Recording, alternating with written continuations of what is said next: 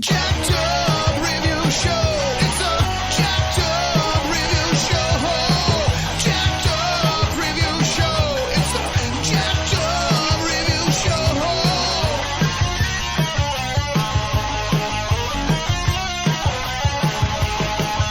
Join us as we cover many an insane movie and numerous cult TV phenomenons. Are you ready to get jacked up? Are you with us? Then listen on. Listener discretion is advised. It's a jacked up review show. It's a jacked up review show. Jacked up review show.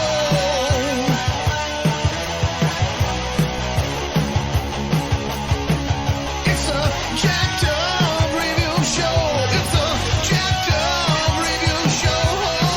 Jacked up review show.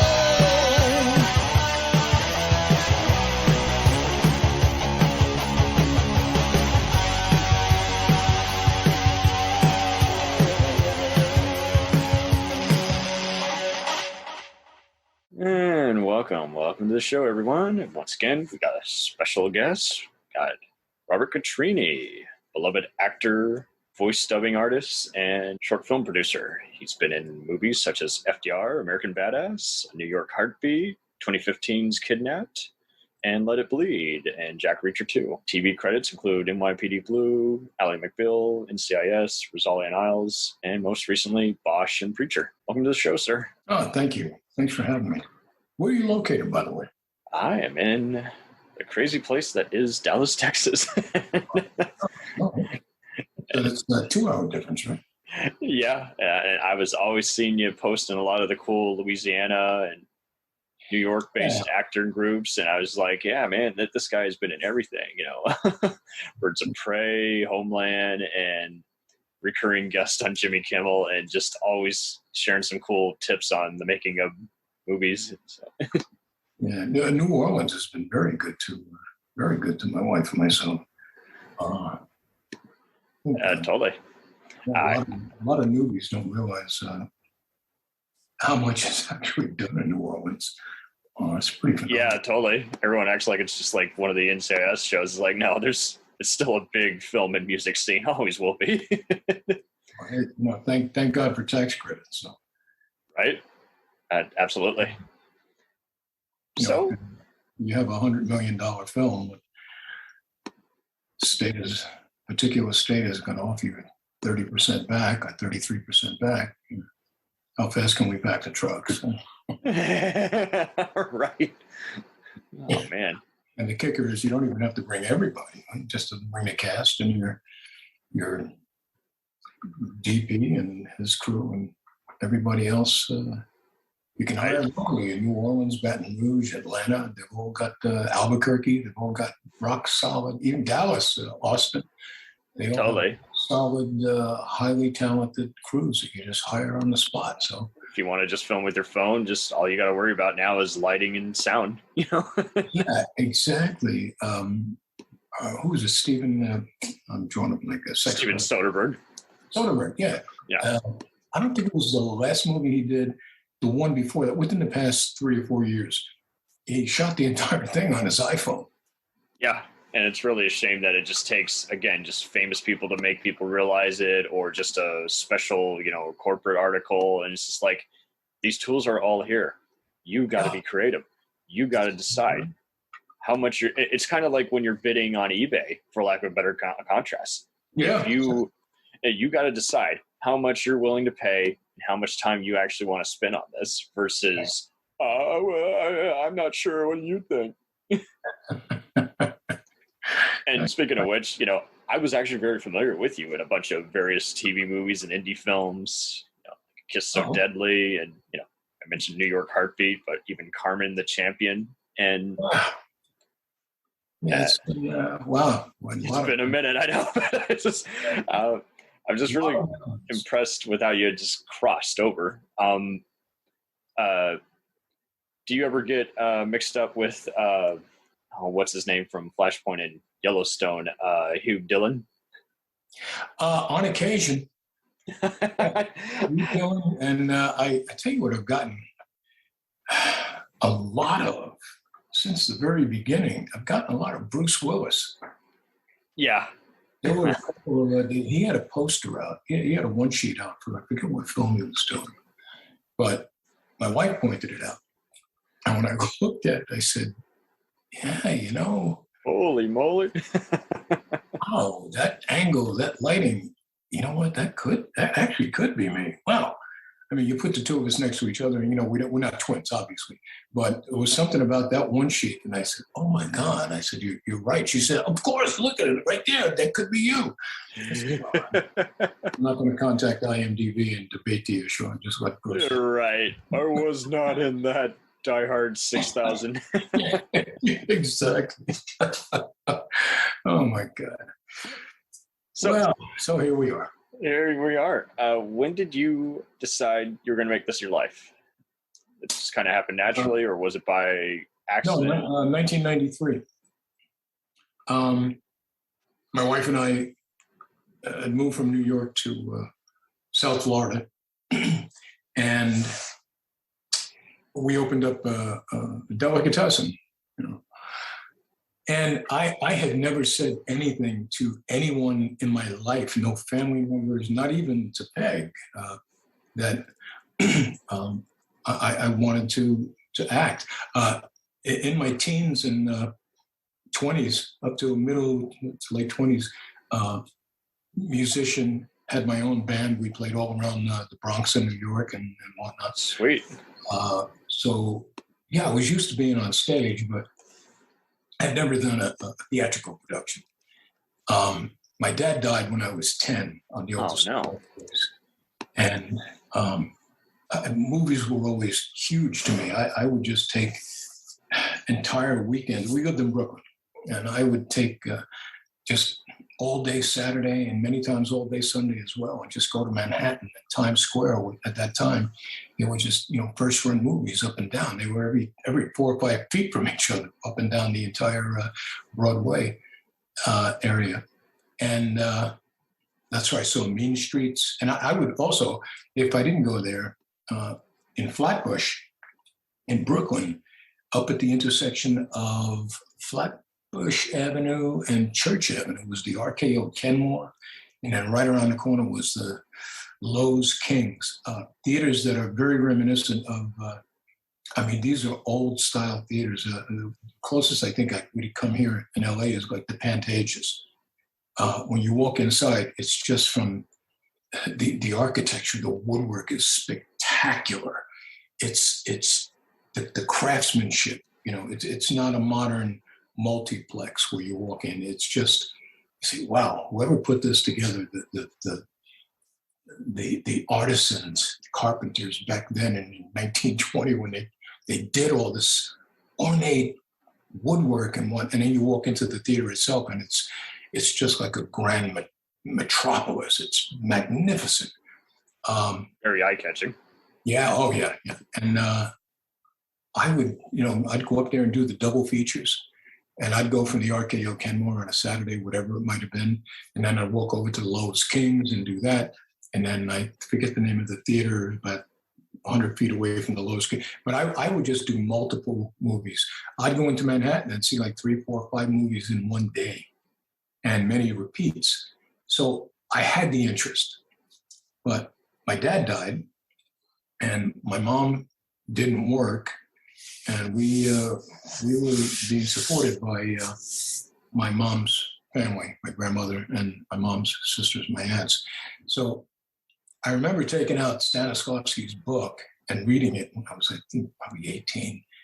And I don't know, it was just something, I knew I could do this, but went to the actor's studio. I remember standing out front, looking up at the door and thinking, this doesn't even make any sense for me to mention this to anybody, because my family doesn't have the money to, you know, get me into the actor's studio, you know, and we're talking about the time when, you know, Paul Newman and Brando, and I mean, just... It doesn't happen overnight. Cassavetes and Peter Falk, and I'm like, wow, these were like my idols. Robert Mitchum, like, there's no way, but we can't afford it. Little did I know, it's free. all you had to do was audition to get in with scene work. I didn't know that at the time. So I never said anything. And eventually time went on and we played around the Bronx and all over. Very popular band, two different bands I was in. And I sang many of the lead vocals, bass guitarist. I chose that. And then started working in the food industry, supermarkets, Pathmark supermarkets up in New York, big new supermarket chain in the tri-state area. And that's where I met Peg. And from there, we just, we had a lot of family. I had a lot of family in South Florida. And we went to visit them a couple of times, and just different vacations we took around the country, including New Orleans. Fortunately, we were both of the same mind, and however the conversation came about, but I know my attitude was, every place we've seen, every place we've driven, I-95 all the way from New York down to Miami, etc. I don't want to spend the rest of my life in New York. I really don't. And she agreed. She said, neither do I. So we packed up and moved to South Florida, Palm Beach County, opened up a delicatessen, and it was going well. Opened it from scratch. And one night, closed the store with very long hours, 10, 12-hour days every day, sometimes 13 or 14. Decided to go to the movies. We closed the store, I think it was 10 o'clock, and went to one of these dollar movies, where the dollar movies got the films that had already been out for 6 or 7 months in the primary theaters, and now they're still trying to milk every penny they can out of them, so they send them to the dollar movies. And that was the only thing that was really open. And we went to see a Steven Seagal movie called Out for Justice. And we're tired. There's not that many people in the theater, maybe 40, 50 people in the theater, from what I remember. And what I didn't know at the time were called opening credits. A name comes up, and it's a fellow who, I don't want to say, it's a fellow who was a stand-up comic in the Catskill Mountains. And I knew him. And I didn't know he was an actor. And his name came up, and I literally bolted upright in my seat, and I blurted out his name. And Peg, her head snapped around like Linda Blair in The Exorcist. And it's like, what? And heads in the theater all turning around because I literally, it just goes, and I blurted it out. And suddenly, from being not even sure if I'm going to stay awake for this whole thing, I'm wide awake. And I'm watching it, and I'm thinking, wow, this is, I'm half watching the movie and half thinking to myself, I'm going to have to say something to her. Just something, anything. So we get outside, and we no sooner step out the door, she looks at me and says, what the heck was that? And because she's in the theater, she said, what is that? And I kind of like, no, shh, hold, stay there. Don't say anything. I want to watch. So we get outside, and I said, I didn't even tell her why I said it. I just said, what would you say if I decided to change careers and become an actor? And she's having to put two and two together, and you're like, hey, an idol I recognize has made it. Yeah. If they can do it, so can I. And well, I didn't even get that far to explain what I did inside and who I was, why I'm even having this conversation or saying what I'm saying now. It was just, what was that? I said, what would you think if I changed careers and wanted to become an actor? And we already have a successful business. We moved across the country, spent $100,000, whatever it was at the time, to open up the store. But I have to admit, to her credit, Peg didn't even bat an eyelash. She just thought for like a heartbeat and said, I think you'd be great. She had no reason to doubt you. She's just like, And hey, it was kind okay, of like, whatever else you need. like a little dead silence there. And I'm looking at her and I said, really? She said, yeah, really. What would you have to do? And of course, in retrospect, when she says that, of course, my mind is thinking now, what do I have to do?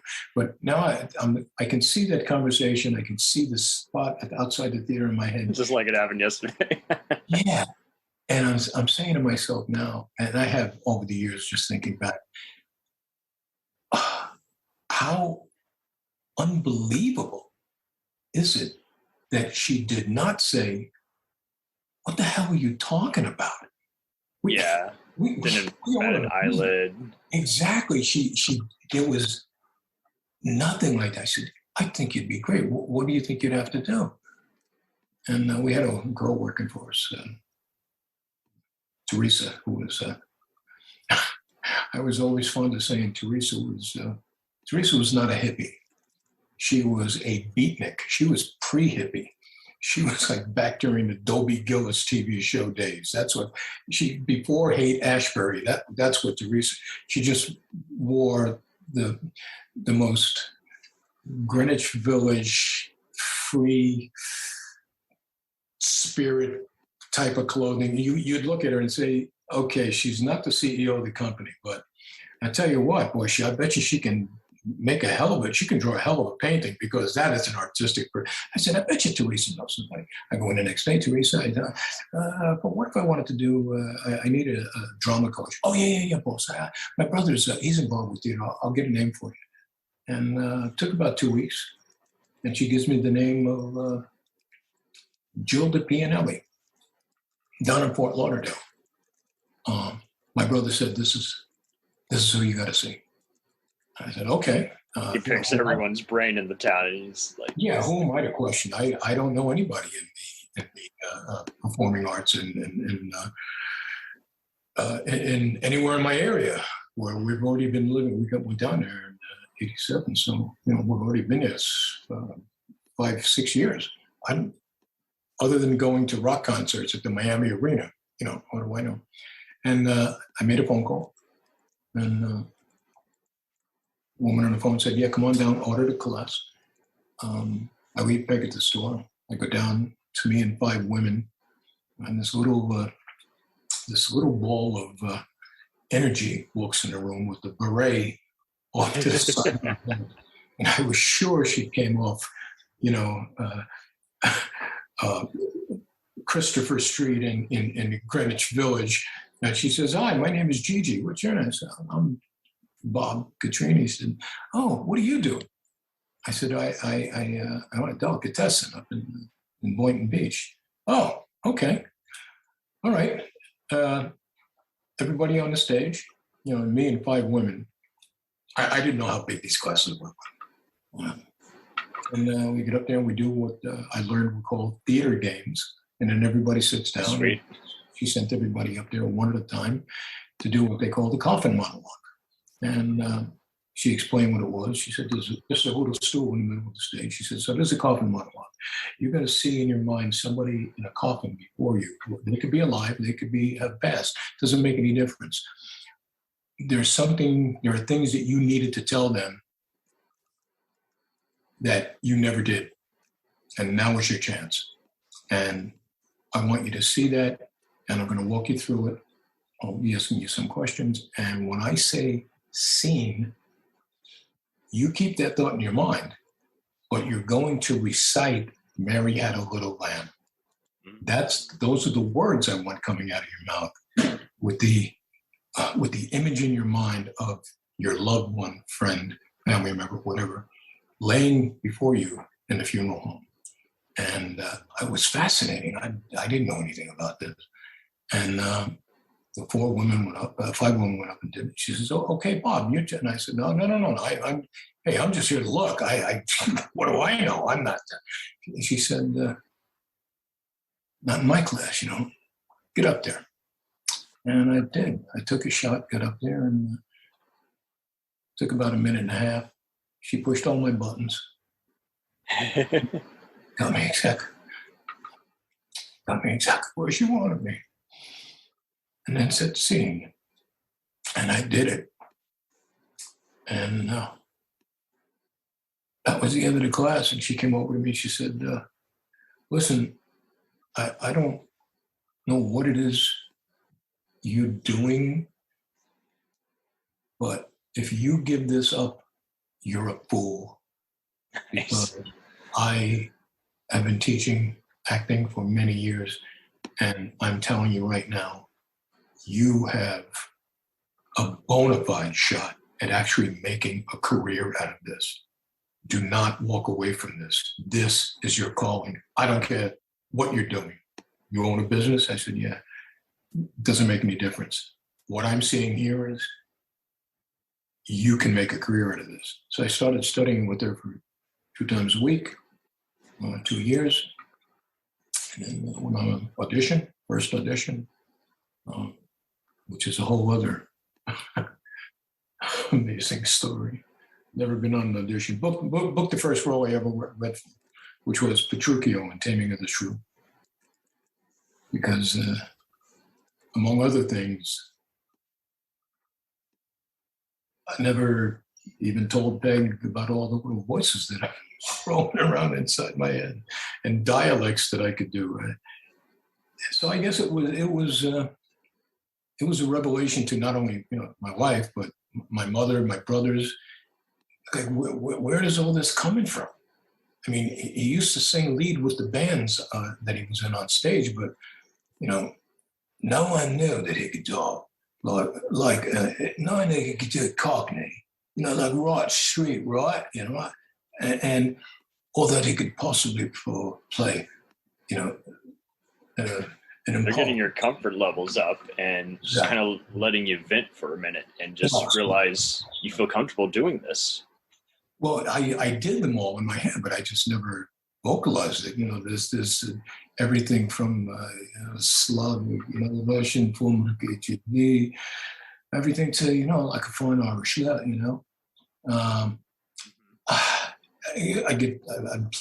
got called on to do quite a bit of Scottish, you got to be able to do it conversationally, So all of this started to come out, and I booked the first 14 roles that I auditioned for. They were all on stage, and at some point, Gilda said to me, "You got to go. There's nothing left for you here, and you're gonna have to join SAG." And in my mind, I was leading in the direction of, yeah, I think I can make a career out of this, but my family is like, they're beating me. My mother is beating me to death. What are you doing? Okay, I can see if you want to just use it as a creative outlet, but you're going to sell the business and what? Move to Los Angeles? Oh my God, what are you talking? And they were kind of viewing it as just an outdated profession, kind of like, would you say, I guess, an older mindset where it was viewed as just no different than surface freak or prostitution? There were other people in my family, cousins and whatnot, and just friends who, to be an actor, you could do it if it's a creative outlet. There are people who paint creatively, but they still have a 9-to-5 job that's paying all the bills. And there are friends, and you know them, I'm sure as well. We all do. Friends who you call yourself an actor, and I respect that. But there's a difference in doing it to release your creative inhibitions, and as opposed to having it pay all the bills. Right. That's when you're talking serious commitment, because you're not doing anything else. This is what you're going to do, and you're going to concentrate on this and not do anything else. And I just decided to go pro. We sold the business. Again, Peg she was right there. She didn't, there was no marital wall that I was hitting. She was just on board. She said, okay, what do we have to do? This is what you want to do. What do we have to do? And I said, I want to make a career out of this. I want to do it. And of course, one of the things that, and unfortunately, this is, I use the word reality a lot, especially with newbies who, back at Gilda School. She's still my mentor.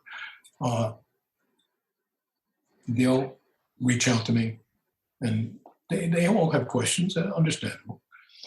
And I would never dissuade anybody from coming into this profession, but there are things that are my opinion.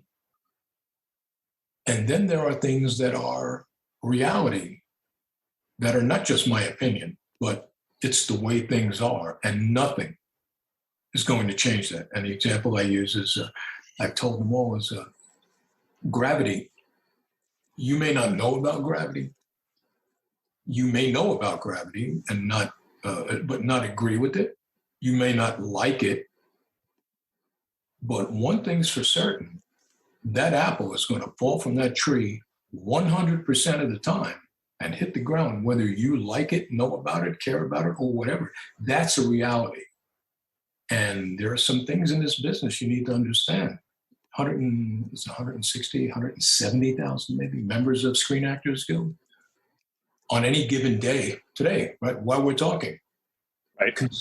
Considering everything that's on cable, every streaming network, maybe 4, 5, 6,000 actors working just today alone. Maybe even at this day, 24/7. That's including day players and extras. Exactly, factoring in day players and hell, I'll even kick in background. Yeah, maybe. And you're talking again, all the streaming networks and everyone who's doing original content. MTV's doing original content. I mean,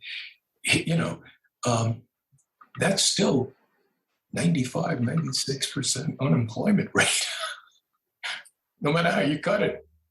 Those are the numbers. It's not my opinion, but I do have to let new actors know, just so you know. I'm not trying to talk you out of it, but I'd rather give you this information up front so that in the event something happens in your future, a couple of years down the road, you don't then realize and wish you knew what I'm about to tell you now. In light of what I'm about to tell you, if you still want to go for it, hey, take a shot. Look at me, for God's sakes. I mean, without naming anyone, did you encounter occasional people who just, they had the talent but just no maturity, and they just kind of vanished after a while, and you're just like, they probably didn't take it all that seriously. There are things that. Here's another story. When I was back in South Florida. First of all, I didn't want to come out here to LA. I knew I had to come out to LA, but I didn't want to come out to LA until I did Law and Order. I wanted to guest star in Law and Order. So it took 13 months, 2 separate trips, one 6 months and then one 8 months, I believe, going back to New York and sleeping on the floor of my mother's studio apartment out on Long Island. And it took me 13 months to get into Reed. Booked it on the first shot, and coincidentally booked Cosby the same week. The only other thing at the time in New York City was Spin City with Michael J. Fox and Barry Bottsworth, I believe. And I didn't want to wait around for that. Sopranos hadn't started up yet. Once I had that under my belt, I'm a huge proponent of, I don't want to make it sound simplistic and say positive thinking. Positive affirmations, positive visualization, as I've told, again, all the newbies.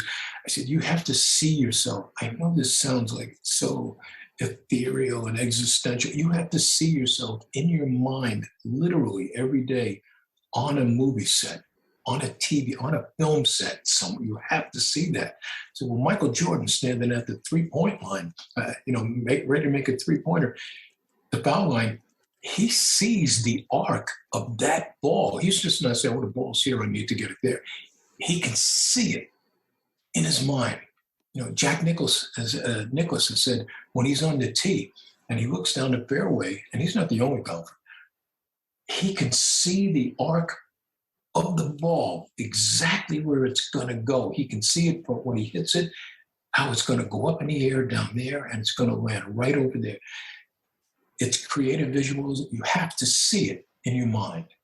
And I am a huge proponent of that. There were friends, I had quite a few friends back there who took the shot and came to LA. And there seemed to be this question. I've told this so many times before. There seemed to be this question that went around, and it seemed to be that the answer that they all got to this question that they were asking, I actually started to joke about it at one point back there. I said, what all these people, have you all gotten together in a room and you decided that's the answer you're all going to give to that question before you go to LA? The question was, people would ask him, so, hey, Frank, so you're going out to LA, how long are you going out for? That's the question. The answer always was, I don't know, 3 years, 5 years, 3, 4, 5 years. See 7,000. Yeah, and it was all the same question, the same question, and the same answer. First of all, I didn't understand the question; it made no sense to me, and the answer definitely made no sense to me. So when my time came to come out, hey, Bobby, hey, you going to LA? How long are you going out for? I said, what do you mean, how long, Bob? I'm not coming back. Right. No, I get what you're saying, but no, seriously, how long are you going out for? I'm not coming back. I've made a commitment here. I will do this, and this is verbatim. I said, I will do this or I will die. I will die trying to do this. I'm not coming back. I'm going to be part of that community, and I'm just not coming back. They looked at me with the same level of incredulity that they did when I said, oh yeah, I'm not going out there unless I'm already represented by an agent in LA. And this is where, you really got to just have faith in your own beliefs. I had never even been to LA. So naturally, everyone, including my family, and all the other students in this class, so you've never been there. You don't know anybody there. Right. You're not going out until you have an agent out there. I said, yeah. How are you going to do that? I said, honestly, I don't know. I mean, I got determination. I got confidence, but I don't know how to. They said, yeah, but you've never been there. You don't even know anybody there. I said, yeah. Well, what's his name's been out there for 6 months. He still can't get an agent, and he's there. He said, I don't know how it's going to happen. So what happened was, I go back to New York, sleeping on my mom's floor, taking casting director workshops in Manhattan. Casting director, God, I cannot think of his name. He took his workshop. What year was this? I'm sorry? What year was this? Sorry. He calls me after a workshop that I took with him. And I get back out to my mother, and I guess he asked the owner of the business. I think it was Bunny Levine who ran that place in Manhattan. And gets my phone number, and I get back out to Long Island. And my mother says, you got a phone call from, and I'm like, oh, casting director. Whoa, nice. I call him back. God, I can't think of his name. He says, listen, I got an agent coming here from LA tomorrow. Lisa Linda Liebland. Her and her husband Adam own Acme Talent and Literary in LA. They're opening up a New York office. She's going to be here tomorrow. I think she needs to meet you. Hey, absolutely. I go in the next day. I meet Lisa, and has me do my monologue. Puts me through my paces. Had me do my monologue like 6 or 7 different ways. And I was not prepared for, but I knew, I understood what she was, and I nailed it every single time. I changed it every single time. I did. What year was this, by the way? I'm sorry? What year was this, by the way? Oh, this would be 96. Hold on. Right. I can tell you exactly. Let me punch this up. Seymour. Voting. Okay, let's see. Seymour. I'm on my Facebook page here. Not Facebook, IMDb. see all past television. This would be in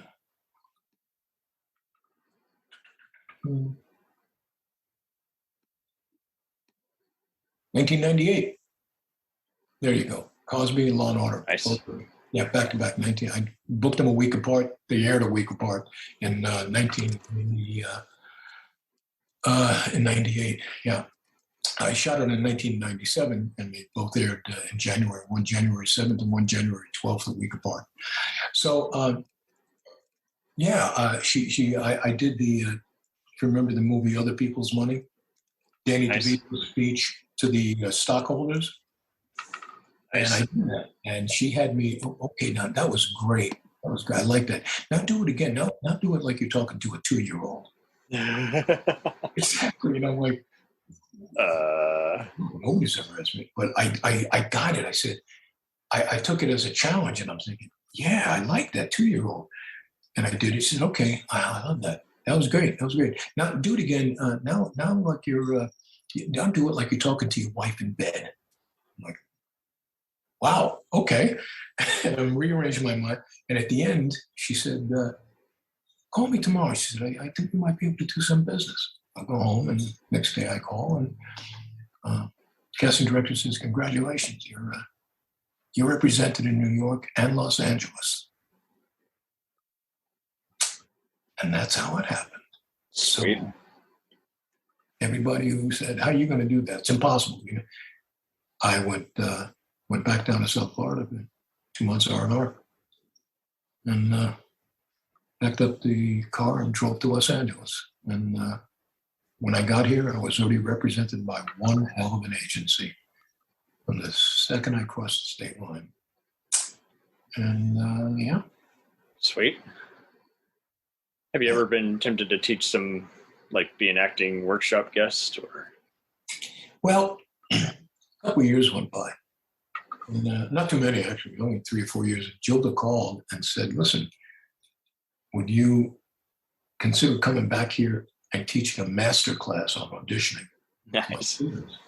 And I said, immediately, I said, well, well, absolutely, I'm more than happy to do it. I don't know if I would put the word master class on it. I said, I don't consider myself a teacher, but You just got into this, you know? yeah, I can definitely show somebody how to audition and what to expect technically when they walk in the room. Because remember, back then, it was not digital. I mean, they were popping, casting directors were popping, videotapes into their big cameras, Right.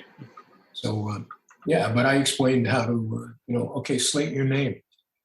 And I literally had to explain things that, like, when they say that, don't start speaking right away and here's why. And I had a videotape, like a VHS tape in my hand. So because this door has to open, when they push record, this door has to open, the tape has to get pulled out. And if you just start speaking right away, you're going to cut first part of your name off. So just give it a second, and little technical things like that.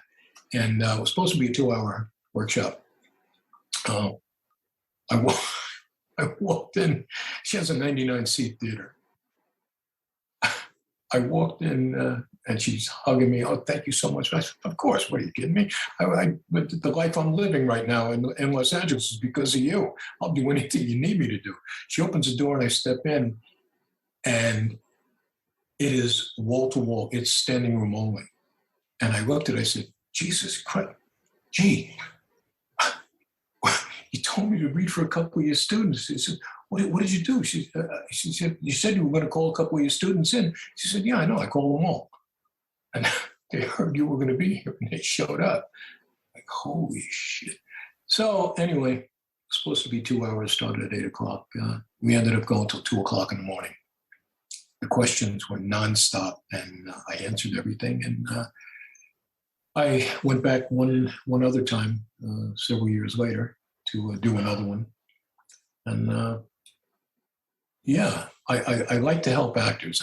I don't know if I just don't feel that like I'm like an acting teacher, but when I'm seeing, when I'm watching somebody do a scene and I know exactly what's wrong with it, I can correct that and tell, okay, let's look at it this way. How about if you approach this from yada, yada, yada, which is why I want to direct and certainly more producing. Yeah, and by the way, when I came out, when I drove across country, I crossed the California border October 1st, 1998. Very often I'll hear actors, different talents say, what they've sacrificed in their life just to get wherever they are, whatever level it is, whether it's impressive or still struggling, whatever it is. And and I say, yeah, that's interesting. Yeah, that's sacrificing. Let me tell you what I sacrificed. I drove out here by myself. Oh, Peg wasn't with you? I said, no, Peg's dad was in dire physical condition and her job and everything. I drove out here by myself and rented a room in a condo in North Hollywood that a friend of mine had set up for me back east. Knew somebody out here. And I'm in North Hollywood. Peg and I saw each other once a year for 6 years before she was able to move out. And that usually pretty much stops the conversation in the room. Said she flew out once a year during her vacation, and I flew back there once. And when she was finally ready, and believe me, my mother had me on the ropes like Tyson every night. What the hell are you doing? What are you? I said, Mom, we're not separated. This is what I need to do. And Peg knows it. She told me, she said, go out there and get the career going. As soon as I can get out there, I will. We didn't know it was going to take that long. I had no idea. But again, to her credit, here I am saying I got to go to LA and get the career started. The agency is waiting for me. I've done everything I can here on this coast. Right. All she had to say was, no way. You're not going out there without. No, you go. You leave now. We're done. She didn't. She said, we're going to work this out. You go out there, get the career started, and we're going to work this out. And don't let anybody tell you any different. And she wasn't even able to move out until late 93, early 94. So yeah, I don't know any other woman I've ever met, family, friends, whatever, that would have said that with that level of conviction. It wasn't even, well, yeah, maybe we can do it. It was a straight out conviction. You go out there, do what you need to do. You and I, we're solid. We're going to get through this. So, yeah, that's why anytime anybody, pays me any kind of compliment at all or anything that I do, I just say, go over there and thank her, because couldn't have done it. I wouldn't even be here. I wouldn't have this resume. I wouldn't have any of it if it wasn't for her. Yeah. There you go. That's deep. What do you also just do to just kind of lighten the mood once in a while? Just realize, okay, it's a slower month and, got this amount of gigs, this amount of time. When you're just trying to navigate and roles you would prefer are coming in or aren't coming in, but work is still pretty active. You ever have, everyone's got months like those, but how do you handle it?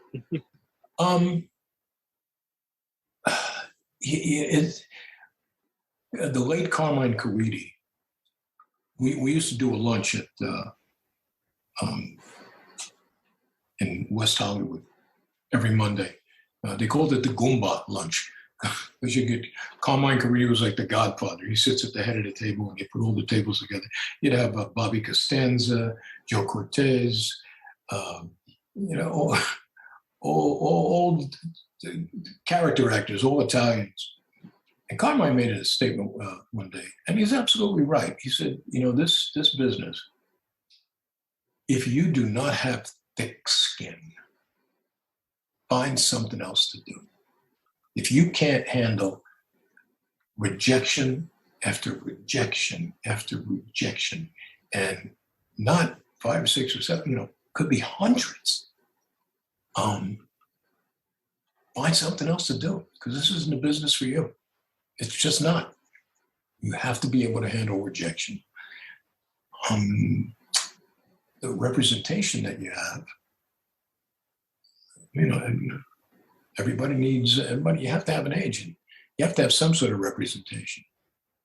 Manager, I've had several managers over the years. I have one right now that I just, her and I decided to collaborate since November, when I released my last agent from responsibility of representing me. And my manager has been in the business 22, 23 years, knows everybody. And right out of the gate, it started to get me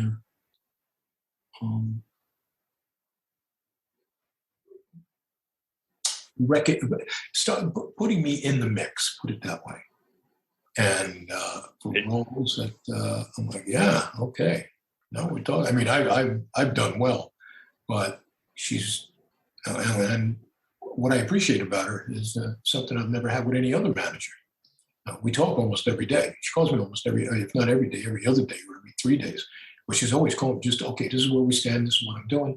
And yes, I've already reached out to Taylor Sheridan and yada, yada, yada. And I said, well, what about law? No, I want to go back and do law. Okay, no problem. I'll give Jonathan Strauss a call. Oh, okay. As a matter of fact, she said, well, let me just call Dick Wolf. Nice. Okay.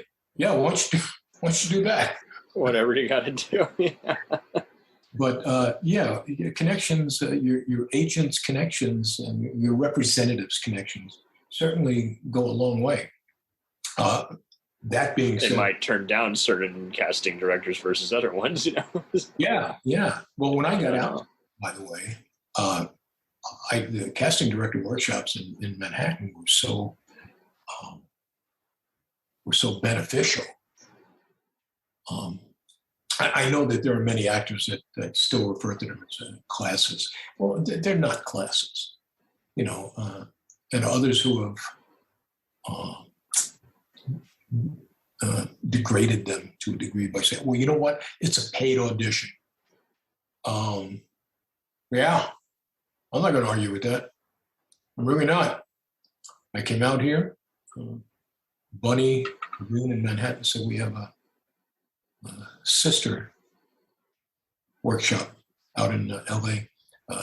We're not connected financially. We're just friends. Go see Robin out at yada, yada, yada. I get out here. I'm here a week. I'm settled in. I make an appointment. I go over. I audition for this casting director workshop in Studio City. I get in. And I started booking right away. There were other actors who would say, yeah, but that's a paid audition. I say, you know what? Here's the way I look at it. It's a cost of doing business. I'm paying for headshots. I'm paying for this. I'm paying for that. I'm paying for postage. I'm paying for gas. And all these other things that I'm paying for to maintain a career. The casting director that's there tonight, well, not tonight, I mean back then, whoever it is tonight, pick a name, male, female, whatever.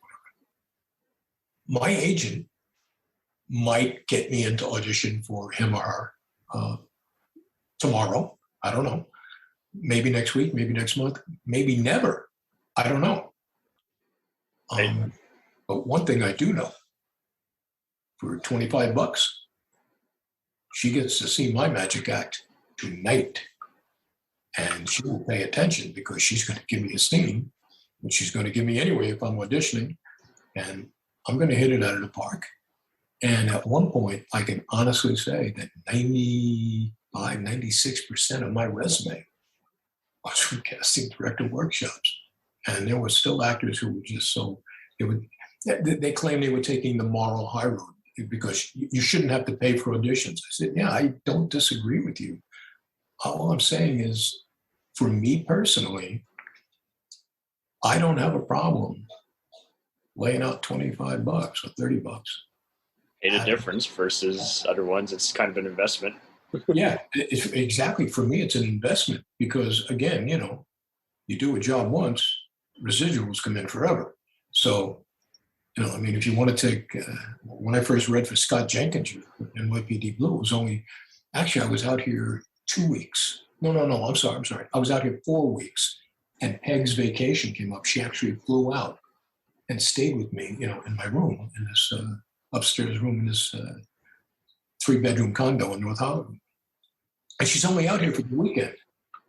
And she lands on a Friday. I pick her up at the airport. And she's never been to LA before. And I said, on the way back to my room, I said, by the way, there's a workshop I want to take tomorrow. She looked at me like, really? She said, I'm only here for the weekend. I said, this is important.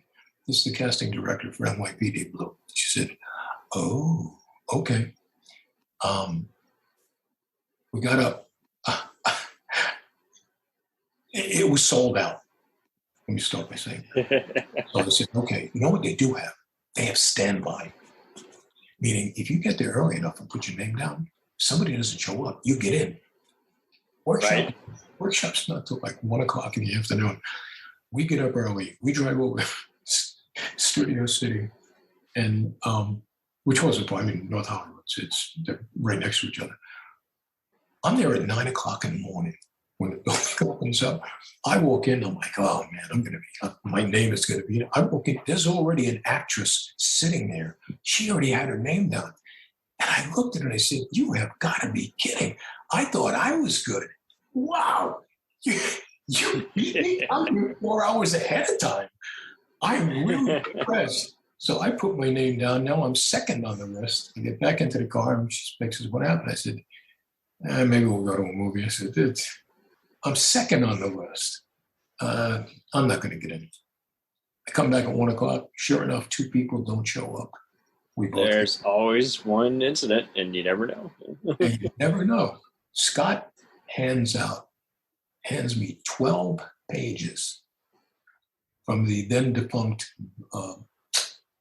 Stephen Bochco series. Was it Brooklyn? Oh God, it was Brooklyn was in the name. I can't think of it. But the TV show. Brooklyn South. Brooklyn South, yeah. It had gone off, and so anyway, I memorized like a demon. 45 minutes, and I'm off book.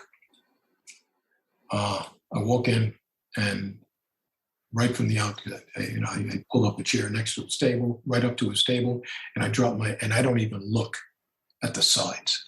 And Scott's only like 2 feet away from me on the other side of the table, and he's got to look down and read his sides. And when I get to the end of my page, I know I'm at the end of my page. Even though I'm not looking, I'm looking at him. I'm doing the scene with him, and he's glancing down. He's got this little smirk on his face, like, how the hell is this guy doing? I can read his mind. It's like he's not even looking at this. And I would just reach down and flip the page of my sides, which was the correct, and he's looking over at me and I'm looking down at the bottom of his bit, and I could read his mind. I could tell what was happening. At the end of it, he says, how the hell did you do that? I said, I just memorized quickly. He said, I would have promoted you for series regular. This is a series reg role. And over the next year and a half, he brought me straight to producers 7 times. Kept bringing me back straight to producers. And the 6th time, I booked it without a deal memo. And then they decided to go in a different direction. And he called me. And he said, I'm so sorry. He said, I'm bringing you next week. They just went in a different direction. Sweet. He brings me in the following week, and I booked that one. And that was my first NYPD Blue. And, Sweet. So casting director, CD workshops, regardless of what anybody thinks of them, they worked for me all the time. And at some point it was like 2015, right after I booked Jack Reacher, I was stopping. I was going to stop doing them anyway because the resume had already exploded. And a couple of casting directors would walk into, I was going to Real Pros over in Sherman Oaks. And the CD would come in and say, guys, how you doing? I'm so-and-so. Just give me 1 second. Bob, what are you even doing here? I don't need to see you. Give him his money back. One of the monitors came in one time, Jason Kennedy's workshop, and he said, I was always in the back row in the very corner. That was my seat. I never sat up front, always just sit in the back and just did what I needed to do. It was all about the work. Comes in and sits down and says, hey, listen, Jason just saw your headshot and said, go in there and tell Catrini to go home. I don't need to see his work. I know exactly what he's going to do. And he's solid with me. Give him his money back. I said, oh, okay, thank you. And I'd leave. So after a couple of workshops at that point in time, a couple of them would just kind of wave me over and say, very quietly, stop taking these. Like, really? I just wanted to remind you what, no, Bob, we know exactly what you can do. It looks like you're begging for work. And I said, yeah, but I'm not. They said, exactly. You're not begging for work. Look at the resume. We know exactly what you do. We don't have to do these anymore. And it was just at that time that I had already put myself on tape for Reacher. And it was a day or two later that I got a phone call. Yeah, you're going to New Orleans to meet Ed Zwick. He's already there doing locations. And I go down. I thought it went well, very well, as a matter of fact. And 3 weeks later, Paramount's going to be a limo outside your house. Thursday afternoon, 4:00. They're flying you back to New Orleans. You got to meet Tom. Okay, I go back and get to the hotel that night in New Orleans. 8:00 next morning, limo outside, takes me over to another hotel. I meet Tom. Ed Zwick's there. Lee Childs. At the end of the meeting, Cruz comes over and hits you with that Cruz smile, shakes your hand and says, we're going to have a lot of fun. And we were looking to buy a house here in Mission Hills in San Fernando Valley at the time. The down payment was a little iffy. So I stepped outside the room and called Peg and said, call the realtor, sign the contract. We can buy the house now. I have the down payment. Flew me back, went from there straight over to Wardrobe, 2 hours in Wardrobe. From there back to the airport. And next thing I know, we're working with, co-starring with one of the most bankable actors in the past 40 years. It was fun. Sounds like it. Yeah, it wasn't easy overnight. Tom treated us like visiting royalty. I mean, he could not have been a more gracious host. Very, very giving. I can't say enough about him to, in spite of regardless of what people think of him. That was the way we were treated on set. And, nice. Yeah. So, anyway. Do you have any other tips that you often give to your other peers who, first become acquaintances with? Well, I'm a huge believer in just never give up. See, that's why I never understood that question.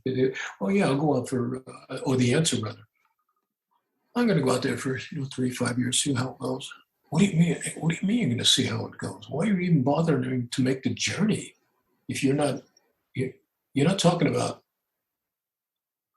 living in Miami and trying to make a go of it in Fort Lauderdale, 20 miles away. You're moving lock, stock, and barrel across the country.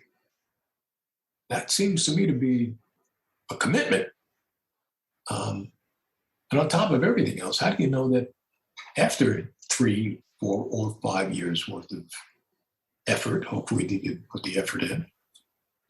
If you're not dedicated, don't do it. How do you know that it would have taken 5 years and 2 months, before you caught the break that you were hoping to catch, the day you landed?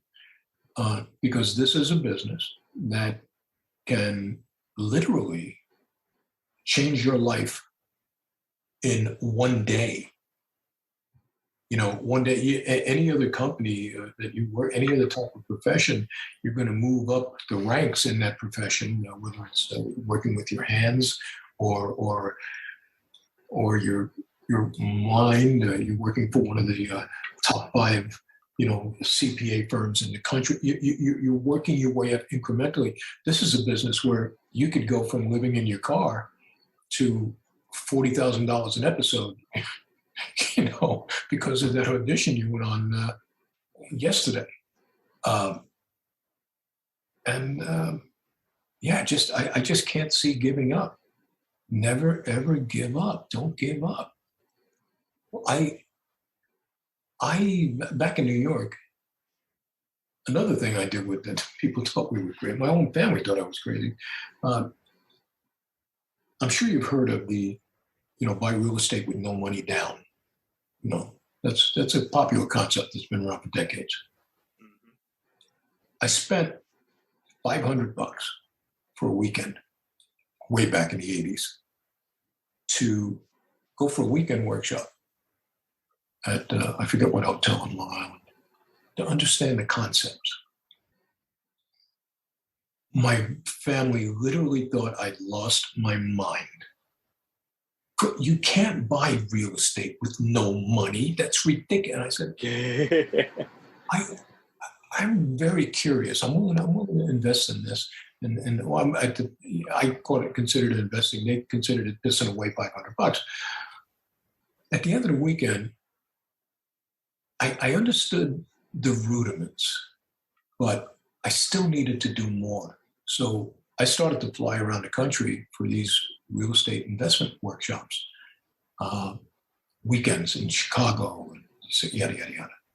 And finally, one day, back on Long Island, I was the delicatessen manager in Pathmark Supermarkets. And the produce manager, he was also interested in investing in real estate. We went in as partners, and I knew how to do this. He didn't, but I did. And I put the contract together, and we bought our first house on Long Island in New York. Didn't cost us a dime out of our pockets. And of course, the second we did that, everyone who said I was crazy, now they want to know how I did it. I say, guys, I can't. I know 30 different ways to do this. I can't just tell you how. I could tell you how I did this one. Sold it for an amazing amount of profit. Since then we moved to Florida and owned 5 different rental properties up and down the state. Didn't cost us a dime. And then bought 3 condos directly across the street from our delicatessen. Not only did it not cost us a dime out of our own pockets, but they gave us $56,000 to renovate. And of course, I did my own renovations, and it only cost me half that much. So you walked away pocketed $26,000, which is tax-free because it's borrowed money, and yada, yada, yada. So my point is, I never gave up. I'd always look at something and say, I can do this. And that's the way I looked at the real estate career. And then we get out here to California. We flipped one up here in Lancaster, the high desert, and walked away with a whole chunk of change. And I'm now actually looking to do it again. I even put it on my Facebook page today. I'm looking to buy, renovate, and flip. So I'm going to be working with some realtors out here to do what I need to do. But I took that mindset when people told me, it's impossible. How are you going to do that? I know I can do this, and I'm not giving up. I know how to do this. And that's what I tell them. Newbies, well, what do you think I should do? Because the industry's changed. Yes, it has changed. It's always going to change. It is in constant flux. What recent example? Oh, yeah. It was a meeting. I was invited to do a Zoom presentation for the class of students at the Los Angeles Film School. This was just about 3 weeks ago, I think. Yeah. And they asked, how the industry has changed. And I said, one of the most prominent things that I can, off the top of my head, I said, is the way your headshots are presented to casting. When I first got here, casting directors would tell you that, so we've got got an episode of, let's take one, NCIS or NYPD, Right. whatever that would be. Hard copies with resumes stapled to them are coming in, delivered by couriers who are going around to every agency in LA, and they're literally wheeling in huge mail bins that are packed, and the envelopes are thick because the agents have gone through this breakdown and said, okay, we've got 5 guys we could put in for this, and they're set. And then you walk into any casting director's office, and you can have stacks that are 2 feet high, 3 feet high, because the assistants and associates are whipping through headshots and say, oh yeah, okay, this one looks good. And that goes in. They call the whole list down, throw everything else away. And the people that they have left that they're actually thinking of looking at, because they're going to actually go through these stacks and call them even more. That's the way it used to be done up until 10 years ago. Something like that. It's on a computer now. There are no headshots being delivered anywhere. As a matter of fact, when you show up for an audition, back before COVID, when you'd show up for an audition, they didn't even want to take your headshot. I always had mine with me, but said, no, we have. Everything is done online. So headshots, where before they'd have an 8x10 stapled to a resume. Now I tell actors, forget the 3/4 shot where you've got the top of your head here, right at the top, and then it goes down to like your waist. Or no, that's not even really a headshot anymore, because when they open up the computer screen in the breakdowns, your headshot is now literally a thumbnail in a row of 5 or 6. One of many people, and it's got to get their attention. Exactly. They have to be able to see your face. So take this 8x10 that you're saying, oh yeah, that's a nice shot. That's nice to send to mom, and she can frame that and put it on the mantelpiece. But your head in this 8x10 frame, your head is now only like minute. It's tiny at the top. Now put that as a thumbnail on the computer screen. They can't even see your face. They know it's a person, but but the one next to you, that's a full frame head. His head is filling the entire photo. So little things like that. And of course, all the students, they got it. They're like, oh my God, I never thought of that. I said, yeah. So you have to understand how you are being presented when your agents are attempting to market you. And therefore, you need to give your representatives the proper tools to do that. And if your headshots are still 3/4 shots, in my opinion, you're not giving them the proper tools, because, I also recommended, I said, anytime Gary Marsh, I don't know if he still does them. So Gary used to do little workshops so that actors, and it'd have a projector, and so that actors could actually see, this is what casting sees, that when you're submitted. And I actually went to one, actually went to 2. And I understood. I said, I see what you're saying. Yeah, that's not a headshot. That's a 3/4 shot. When it was a physical entity delivered, that was one thing. But I have no, except that I can read the name under it, I have no idea who that is, because the head is so damn small. It's the size of a little pinhead. He said, exactly. You now need to rethink the material that you're giving your representatives who you are wanting to promote you in the field. I got it. So yeah, it's changed. And of course, courier companies, I'm sure they're still in existence delivering something, but they're sure not delivering headshots. Nope. And that's in 10 years. And now look at what's happened, by the way, with COVID. You could he could live in China. It's. I think NCIS. The only one I can think of, Jason Kennedy, Susan. If there are others, I'm unaware. The only one I'm aware of in the past 3-4 years, where producers and director are still showing up for the auditions. Otherwise, everything else, it's you and the casting director or an associate and an assistant, somebody running a camera, and that's all that's in the room. They give you, they'll tape you and then send it in, and producers will decide, off the tape. COVID hits, and now we learn that actors are going to self-tape on their own. We're sending in a tape anyway, so you know what? Why don't the whole country's on lockdown? Why don't you guys do it at home and just send it to us? We're going to send in a tape anyway, so instead of us doing it, because we're not going back to the studio or the office, we're all working from home. Again, pros and cons to that. I can't wait for, I'm hoping that in-house auditions start again, because for me, that was another question that was asked. I'm asking my own questions and answer what they were asking me.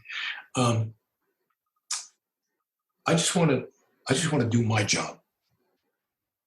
Everyone does, yeah. I want to wait in the outer room, have my head where I know I need to have my head. When they say, Bob, you next. Come on in. And I'm ready to rock and roll. When you're self-taping at home, you're not only the talent, you're the casting director, you're the cameraman, you're the editor, and all of that's got to be perfect. And it takes a little bit longer. On the flip side of the coin, well, you can do as many takes as you want and just pick the ones you want. But you do have to take on those other jobs as well. So, interesting. Get what you get. Yeah, well, thank God. Again, Peg's my reader. I set up, it's all right here in my office. Tripod, lights, everything is set up. I measure out the distance where I'm going to be. I focus it in. I use a wireless lavalier. And Peg will come in and just essentially run camera. But what she's doing is essentially turning it on and off, and while she's reading off camera. But that's as close as I can get to doing the technical aspects and just have it ready to go literally at the push of a button. Nothing else has to be changed. And that way I can concentrate on what I need to do. And of course, there's the outlay initially, because you're doing self-tapes. You have to have some quality equipment. So you can get by with, you can spend, $1,000 and have a very nice setup. But would I like to go back into the office? Yeah, I would. But anyway. So how about things in Dallas?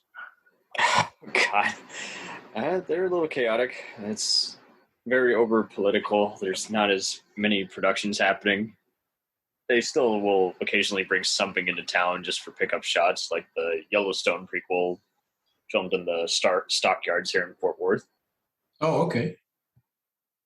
But yeah, it's here and there. It's not as consistent as it used to be.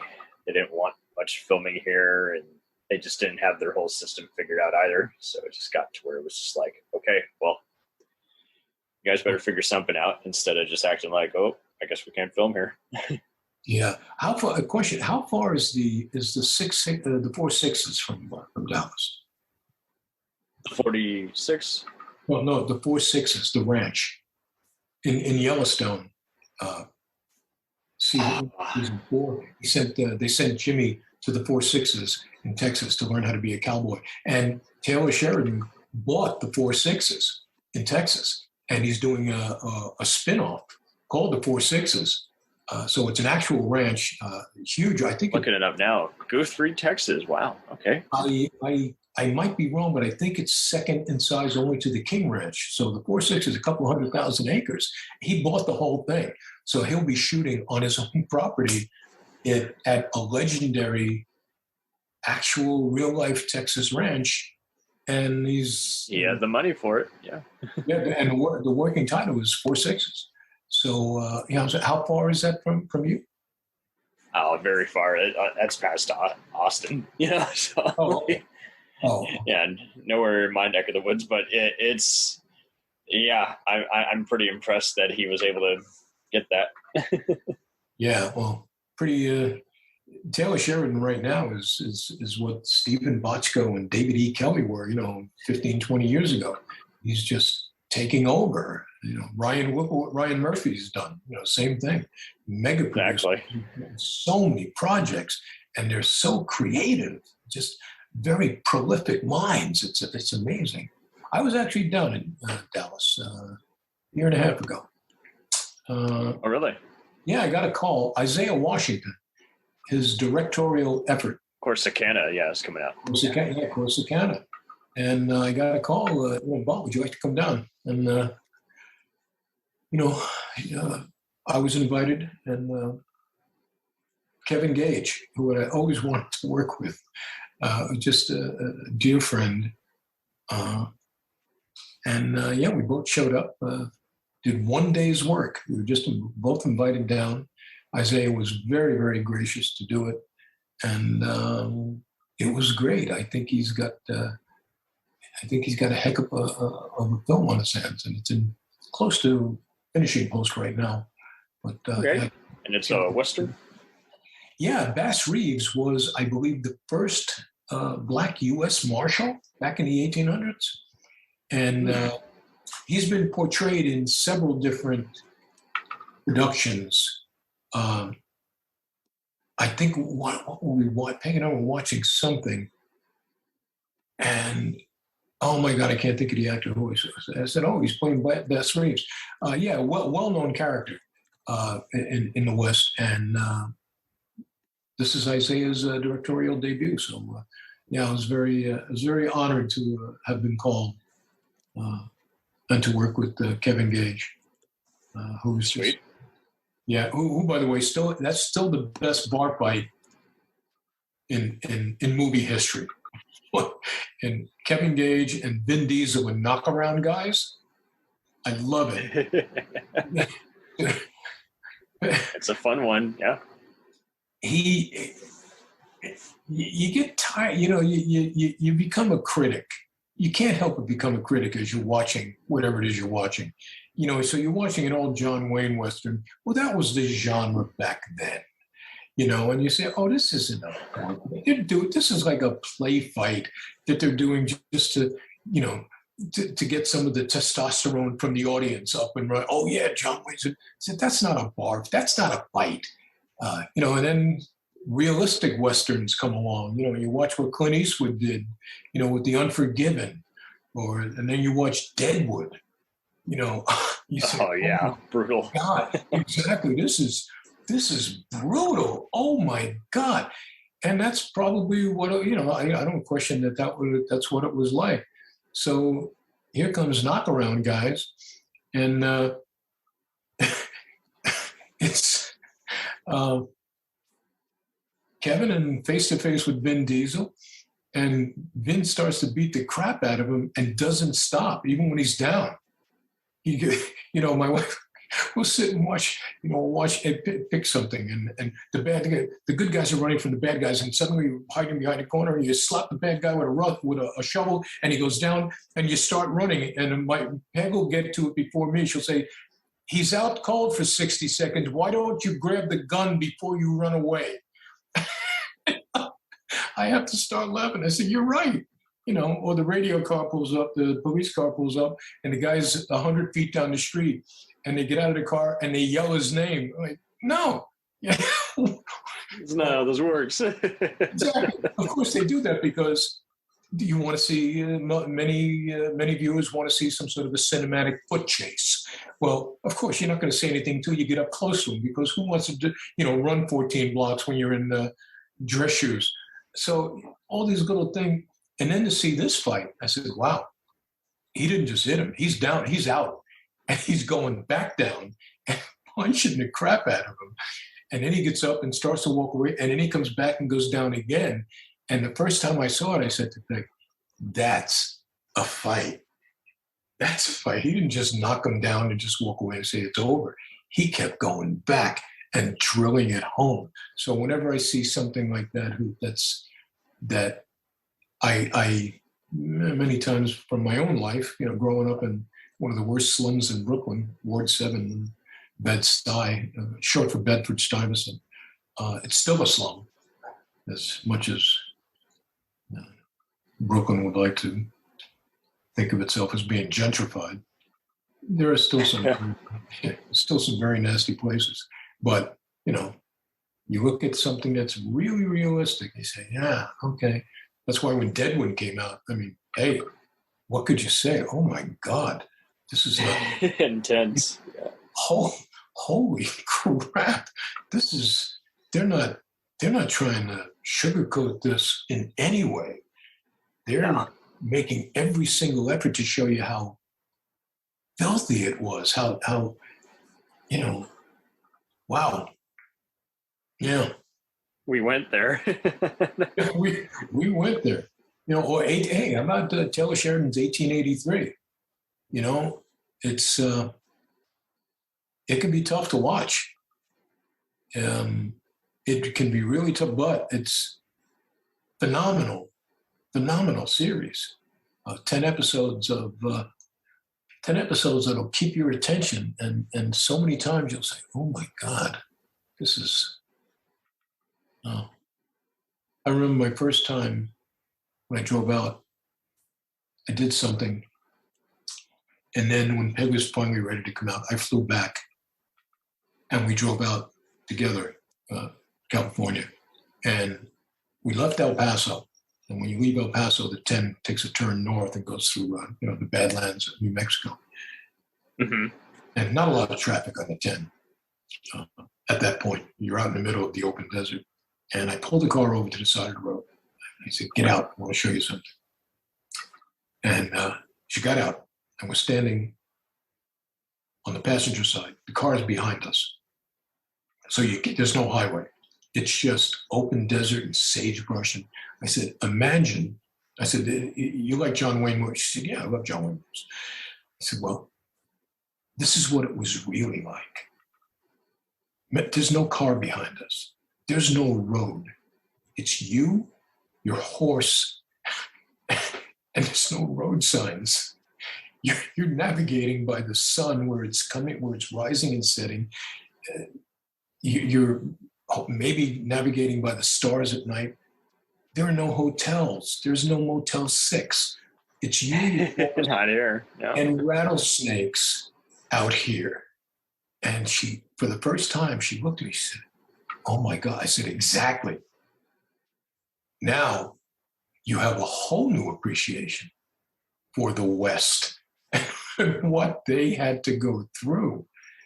I mean, it's unbelievable. We went to a place I had always wanted to go to. I finally did, been there twice, in Yuma. 310 to Yuma, the Yuma Territorial Prison. Have you ever been there? I have not been there, but I have been tempted. It's a monument and a museum. You can go in, and you're in probably one of the top 2 or 3 hottest, during the summer anyway, hottest cities on the planet. Indeed. And you walk along. Not something to take lightly. Exactly. So now, of course, Highway 8 is running right there. Highway 8 is only like 200 feet from, you can see it as you're passing through, and you can see, there's a territorial prison over there. No ice. And you're walking through these adobe structures. You're not walking through. You're walking between adobe structure, and you've got an iron gate that's only, maybe 30 inches wide, just the size of a normal door with the iron gate. And you look inside into this little, what could really be considered the size of a walk-in closet. And there are 4 bunk beds. And you say, oh my God, what could it possibly have been like in the 1800s when you're getting sent to the Yuma Territorial Prison? You're in here with 3 other criminals. There's no air conditioning. There's nothing. And it's 115 degrees outside. And Right. the shallow creek right over there, that water isn't even cool. I can't even imagine. That's why that particular prison was so incredibly feared, because hell, they made a movie about it, then they made a remake, the 310 to Yuma. It was someplace you did not want to find yourself. I can't even imagine how horrific the conditions were. And I'm saying that, in 2022, when I'm standing outside and looking at it, go back 150 years, and those poor guys are like, oh my God. No wonder they wanted to escape. There's just nothing sanitary about it. Exactly. And even if you did escape, none of these highways were around. The skyline of Yuma wasn't there. Where are you going to go? I mean, Where are you going to go? Where are you going to go? So it's just one more reason to look at everything we have today in our modern society and say, thank you, Jesus. Jesus, yeah. Technology. Thank you. Anyway, so of course, Scott was a lot of fun. Very, very nice people. Do you have an idea when that might be coming around? I don't know. I know Isaiah put something on Instagram. I think he was sitting watching it with one of his other producers, I believe. I don't know if the cut is a final cut, but he does send me a private message every now and then. He says some very gracious things. I'm deeply appreciative that I just got a phone call out of nowhere. Would you like to come down and be in my production? Yeah, thank you. Okay. I'm here now. But I will put it on social media the minute that I find that it's going to be released in whatever form, whether it's in theaters or streaming or whatever Isaiah is planning for. I don't know. Okay, very cool. Anyway. Anything else you would care to promote? A couple of things I really can't talk about, NDAs and whatnot. Still doing a lot of dubbing, foreign film dubbing for Netflix. So another session tomorrow, one next week. Had one 2 weeks ago. Okay. And my manager is she's rocking and rolling. We've got a couple of. I appreciate her. One of the reasons I appreciate it because she forwards me the actual emails from producers and whatnot, and I think that's pretty interesting. When you learn of who knows your name, and who recognize and who knows your work, etc. And it's somebody that you may not necessarily have ever met before. And I appreciate it when she'll forward me an email. And I think, wow, I didn't even know she knew me. She said, oh, no, she knows your work. Read it. It's right there. I'm like, yeah, I am reading it. Okay, that's good to know. That's good to know. Yeah. Do you have any other favorite co-stars? Everybody is treated us exceedingly well. Even Peg. Peg's been on many, many, many sets with me. I made a joke many years ago. Said, the only reason anybody hires me is because everybody loves Peg. We were shooting Jack Reacher, unit publicist. She says, so, we're shooting this now. We have control of the square, this right here. But everybody across the street on both sides, paparazzi, we have no control over them. So don't be surprised, if you see your photos somewhere on the internet. Oh, okay. No, didn't think anything of it. Show up the next day.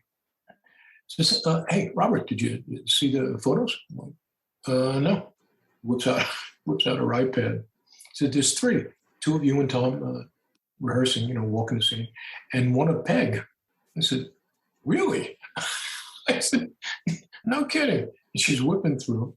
And what had happened the first day, in between setups, Tom, I think it was on a Wednesday, if I remember correctly, but Spectre, the James Bond movie Spectre, was coming out that Friday, 2 days. And Tom comes over to me and he says, Robert, listen, I'm having a private screening tonight over at the hotel. There's only going to be 10, 12 of us. Would you like to come? We're going to watch Spectre. I'm like, wow, yeah, thank you. And then I looked over at Peg sitting in Video Village. I said, would you do me a favor? Would you go over and tell her that yourself? And he understood. He hit you with that big cruise smile, and he walks over, and he's telling Peg. So cut to the next day, and Sid is scrolling through the pictures, and here's a picture of the back of Peg's head. And if you know Peg, you know it's her. And Cruz walked over to her, and he's telling her the invite. And of course, Peg looked up and said, really? And he hit her with that, and he has his hand on her shoulder, and he's big smile. Paparazzi snapped a picture. That one made it into, I forget what British, was it London Daily News? Some outlet in London. And I showed it to all my friends. I said, see, I told you, everybody loves Peg. That's the only reason I was on the movie. Everybody loves Peg. So cut to 9 months later. We wrap in, they actually brought me back in January of 2016 to reshoot some scenes that were Ed Zwick had rewritten that were actually better, I thought, than the originals. And anything that can be improved, Yeah, and 9 months later, in October, it's about to screen. So we know what the ABC executive who runs the Jimmy Kimmel show for the network, and he calls me and he says, listen, that night, Paramount Studios are having a screening of for Cast and Crew. So we're going to that. But he says, yeah, but what we have, he said, Tom's going to be on Jimmy Kimmel to promote. I said, you want to come on? I said, yeah, absolutely. So he meets us outside the lines lining up on Hollywood Boulevard to go into Jimmy. And he comes out and he calls me and Peg in and takes us up to the stage and shows us all over the backdrop of Jimmy's stage and up to the control booth where the directors are. And it looks like, the control room at NASA. Yeah, testing, you were on fire. Exactly. There's 48 screens and he introduced. And you had already been a sketch performer on there before? No, I had not. Okay. So that's how that led to that. Right. So John he's introducing us Robert, come back anytime, yada, yada. So then we go down. He says, let me show you Jimmy's green room. We go down. Now, I used to run major events for Wolfgang Puck Catering. Oh, sweet. Way back. A green room is, it's just a little tiny room where, they'll set up a couple of cans of soda or sparkling beer, whatever it is that talent prefers. It'd be a little crudité or something like that. He says, where do you see this green room? We go downstairs and there are sofas all over the place, people milling about. There's an open bar. There's a buffet that's 15, 20 feet long. And he stops and he turns around and he says, what do you think? I said, what do you think about what? He said, this is it. This is the green room. Wait, no, this is a nightclub. This is a green room. So we're down there watching screens of Tom up on the stage. So Tom's getting up to leave. And he's going to be coming down the stairs. And there's got to be 100 people down there just standing around watching multiple monitors in this nightclub / green room. And off the down one hallway, a door opens, and out comes Tom's sister Cass and her sister and another sister.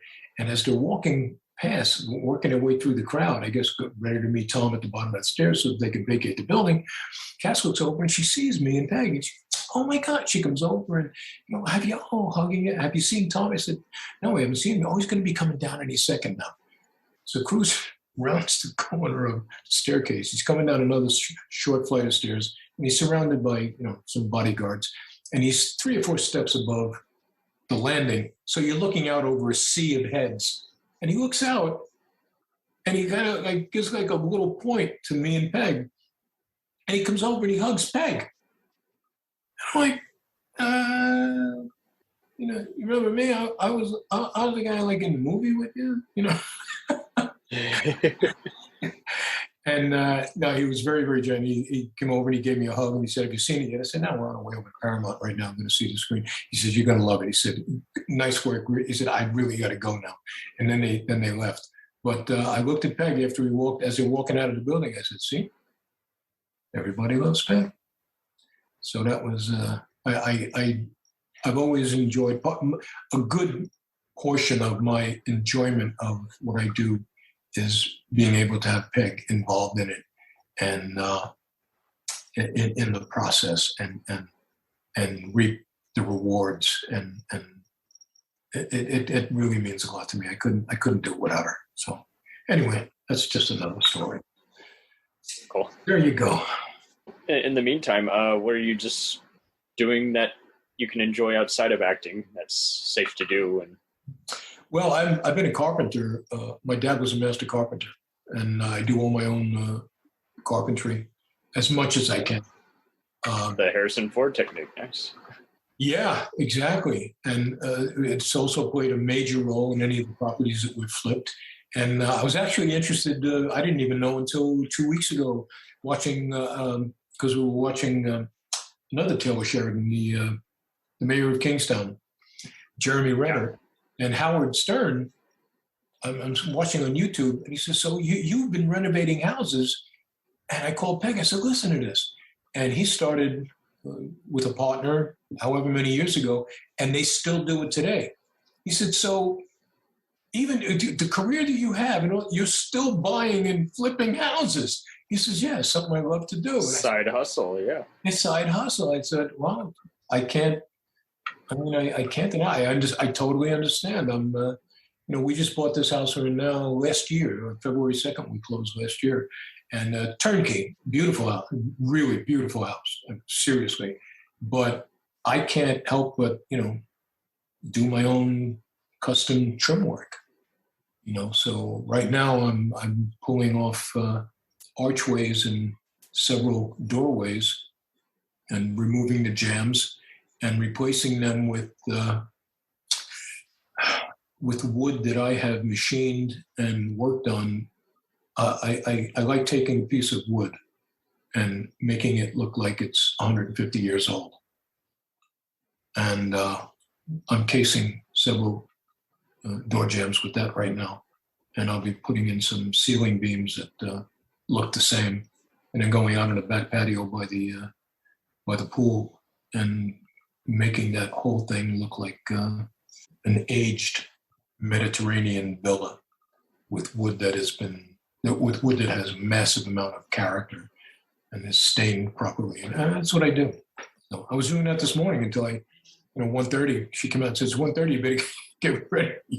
I said, okay. So my tools are still out there. I'm going back out there to finish up one piece that I'm machining. It usually takes me about 45 minutes to an hour to work on one piece to make it look like, woodpeckers have been at it and that it was chopped with an axe. And before modify it. Yeah, before electronic tools came along, the way you had no choice but to build back in the 1800s. There was no electricity. You only had hand tools, and you couldn't. You just had barn wood and I like doing that. Also, a lot of other different types of trim too. But yeah, that's what I do. And then I get an audition. I do that, and tomorrow we'll be down in Burbank again doing another voiceover. So just one last question before you go. How did your doing all the dubbing for a lot of foreign shows that are like on streaming now, how did those come about? People really like your voice?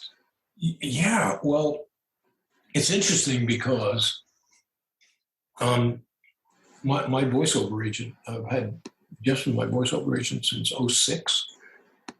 I auditioned a couple of years ago for something that it was totally off the wall. It was, I had to do a beatbox. Beatbox. Yeah, I had to take this dialogue and do it as a beatbox. And I'm like, okay, this is really interesting. Obviously, what I did worked because a month or two later, I get a call that I booked a job. It had nothing to do with what I auditioned. That was just a test, apparently. Mm-hmm. And I get booked to dub this film, and I get into a studio in Burbank, and he said, "Hey, Robert, thank you. Thank you for coming out. Oh, thank you for having me. I'm used to doing voiceovers. You walk in, this is the script, and for me, I've never really spent more than 15, 20 minutes in a booth, laying down track. I could just get it right away." Said, "Okay, so we're going to be doing 7 different voices today." I looked, this is, pre-COVID. So the engineers are still in the room, the other room. And I said, excuse me, what? I said, yeah, we get to 7 different characters today. I'm like, what? Because you don't get any script. You don't even know what the film is. You have no idea what you're about to do until you get in the room. And the only thing you've signed up until this point is an NDA. You can say, so what am I doing? They say, well, we can't tell you. And this is way back. Now I know not to ask you. What do you mean you can't tell me? Well, they'll tell you when you get there. Like, what? No, I'm used to, no. This is all, you'll see when you get there. And now I'm in the sound booth. I've got a screen in front of me that they're going to start playing the actual movies in this post-production, whether it's French, Turkish, Spanish, whatever. And now you have to match your lips in English to what he's saying in French.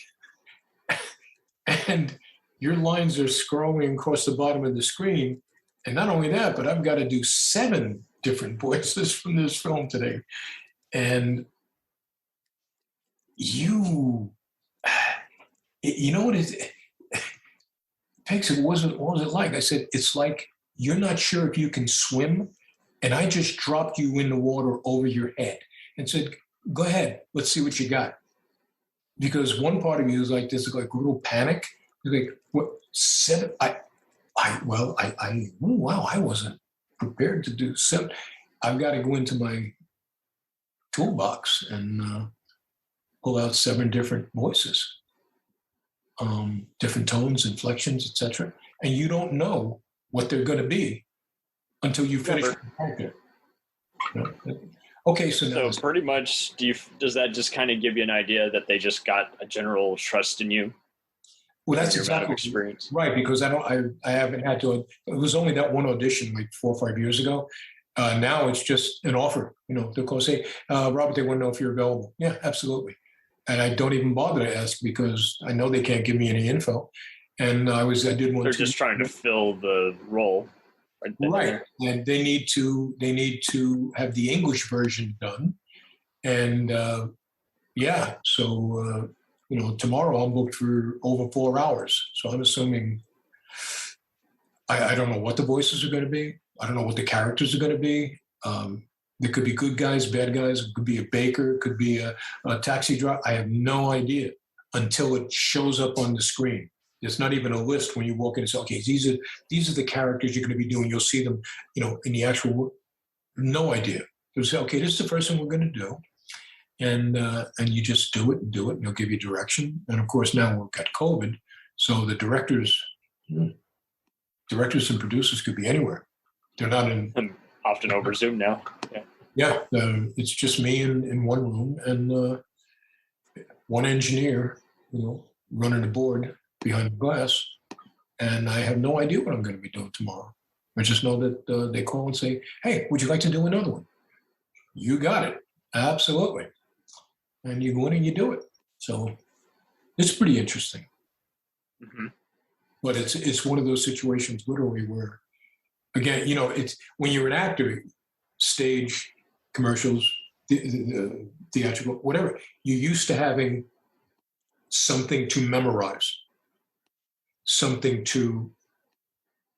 that exactly what will be expected of you when the director says roll. This is the complete opposite of that. Not only do you not know, they don't tell you. They're getting used to directing you a different way versus you're getting used to just adjusting a different way.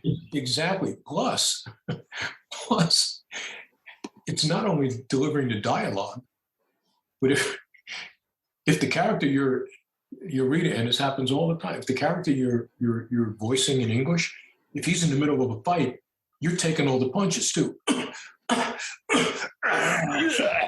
Exactly. You're going through all of this so that anybody standing outside the room looking at you, not seeing the screen, would think, okay, that's an epileptic fit. There's no question. Call the paramedics because we're going to have to defib him. He's going to pass out any second. But you have to do that. It's Did you ever take any improv prior? I just way back, mild improv work back. I always recommend everyone take it, because ever since I took it in college, I'm so more freeful in just my decision making. I'm more prompt, and I was never that way. I used to be very stuck up and stubborn and what do you want to do? I'm like, no, we're gonna do this, and let's just go with it. I'm just okay. Want to book a flight now? Let's get ready tomorrow. Let's get our ass on the plane. Do you think you would recommend anyone else just kind of just do something that just kind of just frees you up so you can just go with the flow and adapt? Without question. There is no question about it. Absolutely. Because, you already had to go just basically on a prompt. And everyone's telling you, I don't like what description you got, Yabe. And you're like, this is all I got to go, and I'm just going with my gut. Yeah, exactly. You get in there, they'll run the scene for you always. Let's watch. It's all a gamble. And I get, okay, I understand the tone of it. Okay, that's what's happening. If it costs you a $200 plane ticket, that's pretty good compared to costing you a leg or your life. Exactly. Now, anything you can do to, I tell you what used to, getting back to casting director workshops. So 20 actors in a room, sometimes 22. They never really went more than 22, usually around 20. And anywhere from 20 down, 15, whatever. And one of the things I noticed, and I'm going to put a figure on this that I used to put on years ago, I'm going to say 85% of the people in that room. I think what a lot of actors, maybe newbies, I would say mostly newbies, what they don't realize is that if you do a scene for a casting director and they say, okay, that was great. Okay, now do this. Let's try it this way. I think that there's still a mindset out there, unfortunately, where the actor is thinking, oh, I screwed up. I did it wrong. They don't want to see me. And I keep telling people, no, not at all. They want to see if you can take direction. Yes. Because you went up there, they gave you the scene, you had 15 minutes to work on it. Now you're up there, you've done it the way you did it. That's what's in your mind, that you're going to play it that way. I can't, and I mean for 2.5 decades of workshops and whatnot, you get tired of seeing the casting director, okay, here's what I want you to do. Let's do it again. And the actor does it exactly the same way. And Right. I've never done it, but I honestly feel like taking that actor on the side and saying, listen, she's not going to bring you in. She why just not? wants to see how much Right. you can change yourself up. And if you just copy and paste, Exactly. You did it exactly this. Every single beat was exactly the same. She's not going to bring you in, take a chance on you booking a job, and then you get on the set. And a director has a different idea than you do, but apparently you can't change.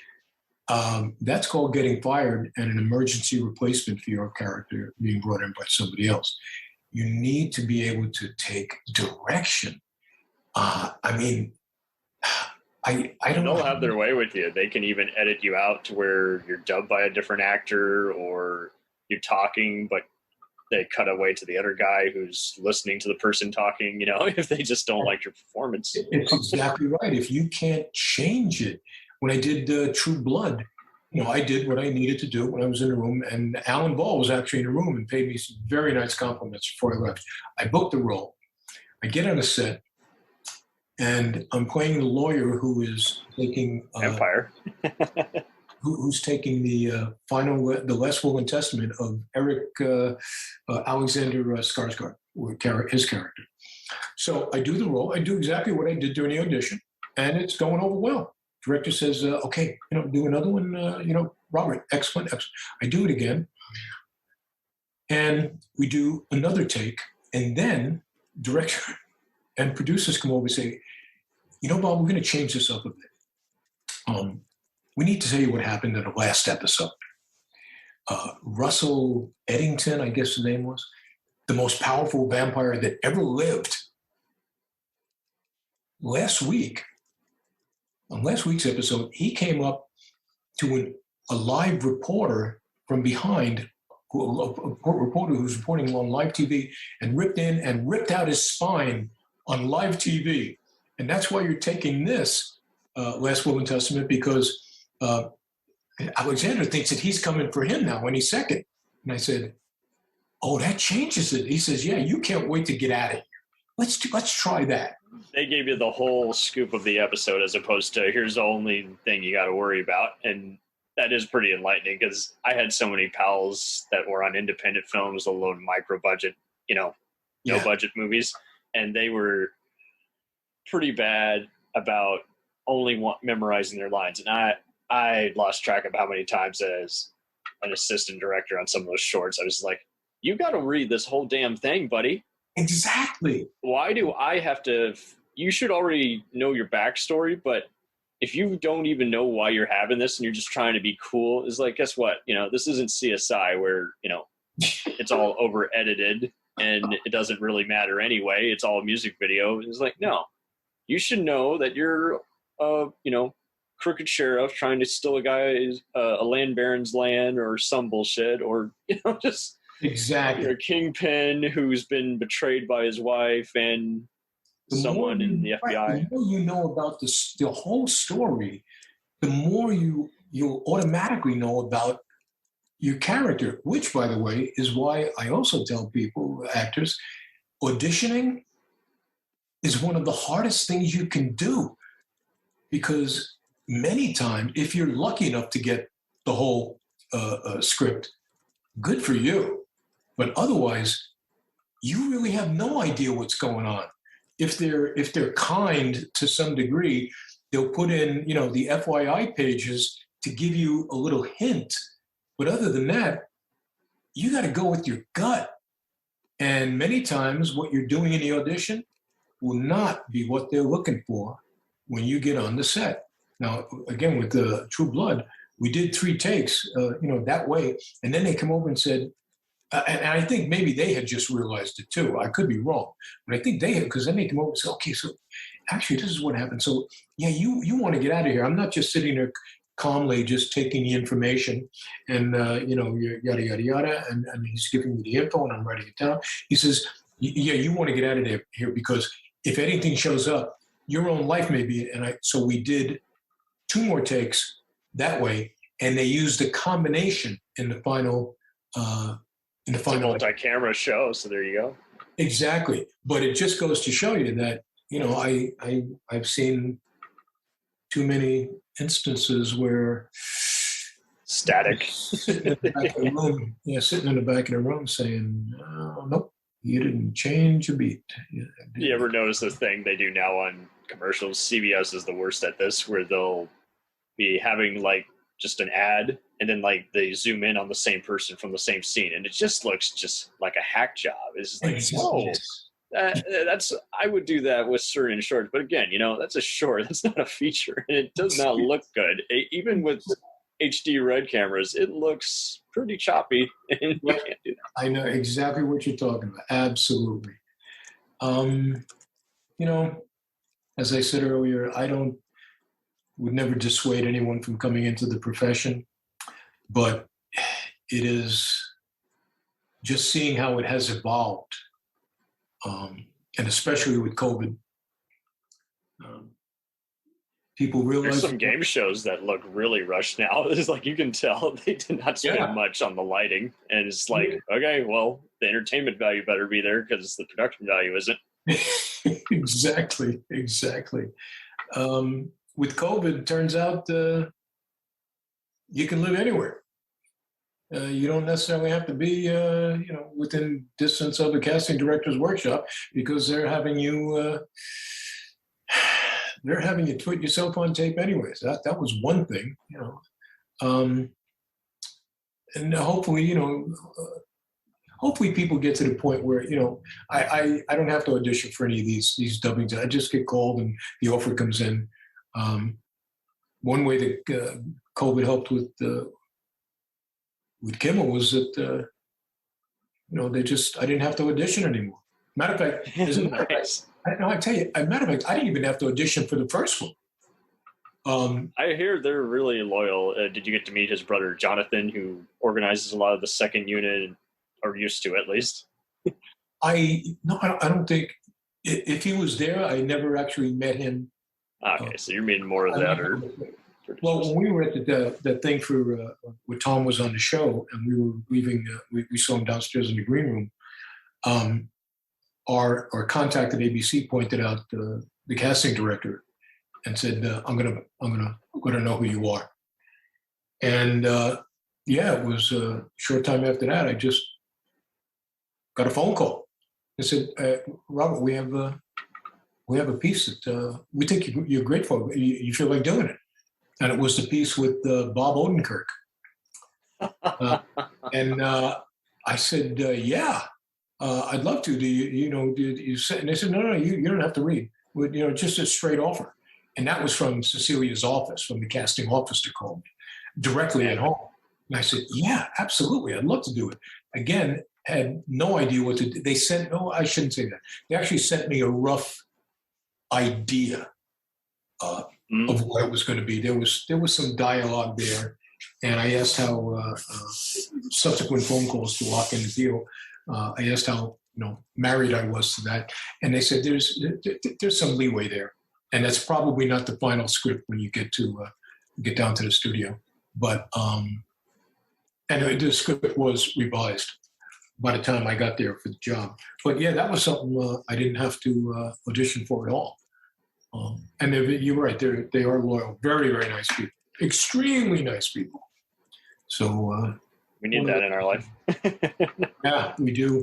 I saw you were on the Jamie Kennedy Experience. Have you been tempted to do reality shows more, especially with? Oh, that was a trip, boy. That was really a trip. The one and only time I've been invited into the writers' room. I did one Jamie Kennedy. I did one episode. It was amazing. Anyway. I get called to, hey, would you like to do another one? I'm like, yeah. Would you like to come into the writer's room? I'm like, hell yeah.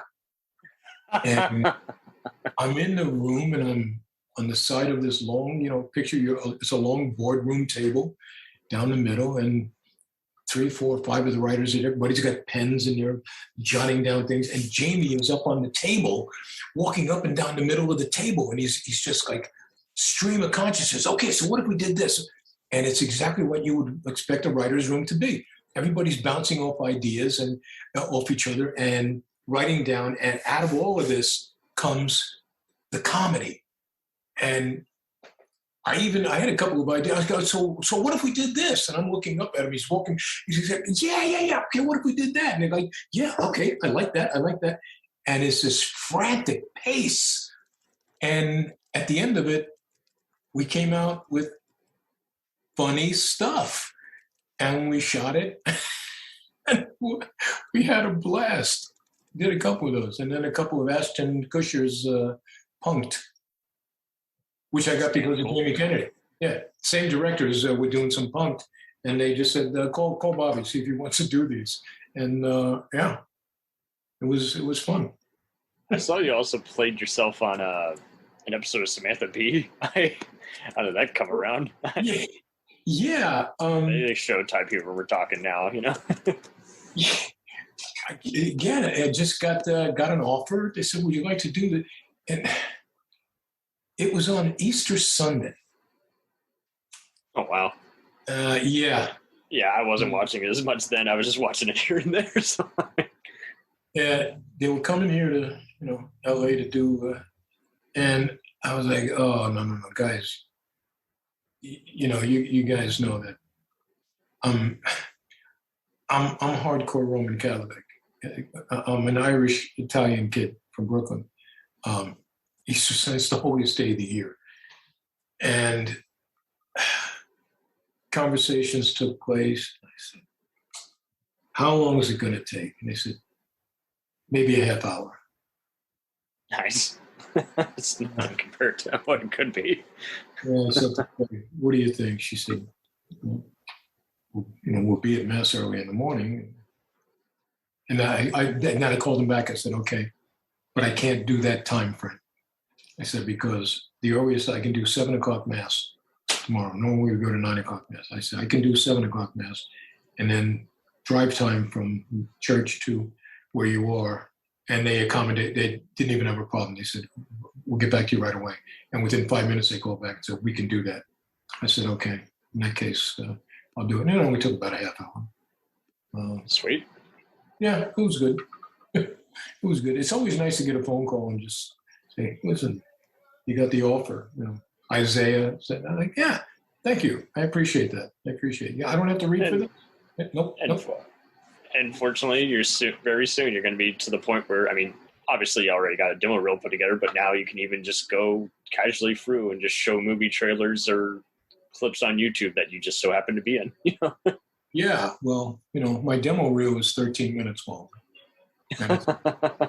It's on demo reel. That's what I've been giving out since. I learned that from Kevin Gage. When we were shooting in Corsicana, he says, Bobby, you know what my agent told me? He says, he gave me this website, and I'm on my phone right out there. We're waiting for the car to pick us up, and I dial it in. And I'm like, wow, this is great. He says, yeah, just give them that website, and everything's right there. Give them everything. Demoreal.com/Robert-Catrini. And you click on that, and the bio's there, the reel is. I'm like, I like this. This is like, Let them worry about the 2-minute one, but this one, just give them everything you got. Well, it's certainly not everything, but it's just enough. It's just enough. If you can't tell that I can do the job you got me in mind for, if you can't tell by watching this, then okay, give me the audition. No, I never have a problem. I do it all the time. Just sent in another one this morning, as a matter of fact. Shot it yesterday, edited it, and went to sleep, and it doesn't have to be in until Friday. But I finished the edit, got it in at 9 o'clock this morning. And, it's what we do. It's the new way of business. It's what we do. It's the new way, yep. It's the new way. Well, thank you so much again for the invitation. Thank you for your time. This was very enlightening to just see, again, just hardworking everyday people in a complex industry. It is complex. Anytime. Give me a shout. It's not like I have to punch a clock anywhere. So Absolutely.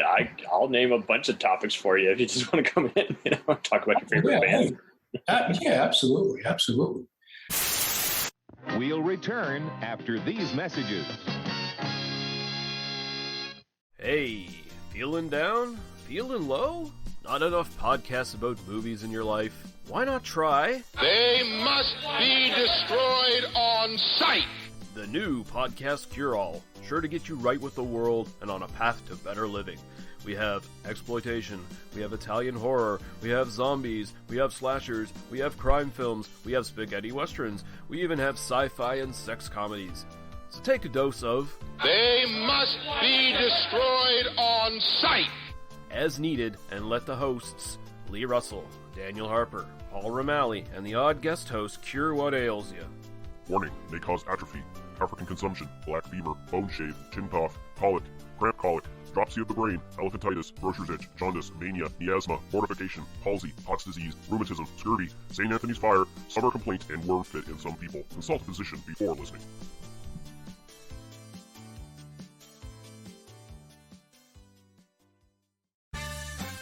Did you ever see a film at such a young age it left you traumatized with cinematic wounds?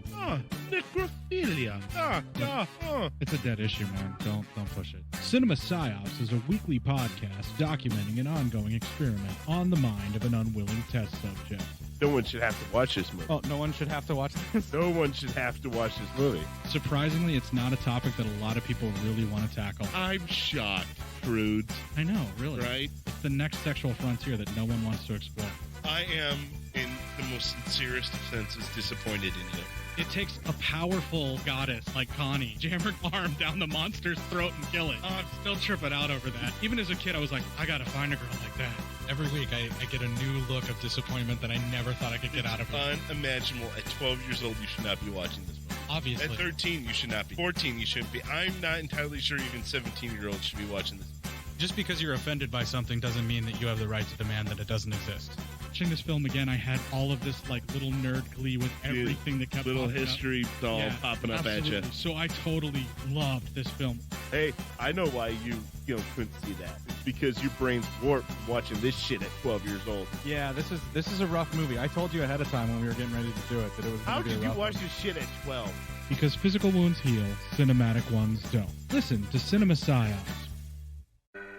Hey everybody, I'm Corey. And I'm Zach, and we're the hosts of Podcasting After Dark, a cast dedicated to late-night horror and sci-fi of the 80s and 90s, often found on HBO and Cinemax. You know, the movies your parents didn't want you watching as a kid. You can find us every other week on Apple Podcasts, Spotify, Podbean, and Stitcher.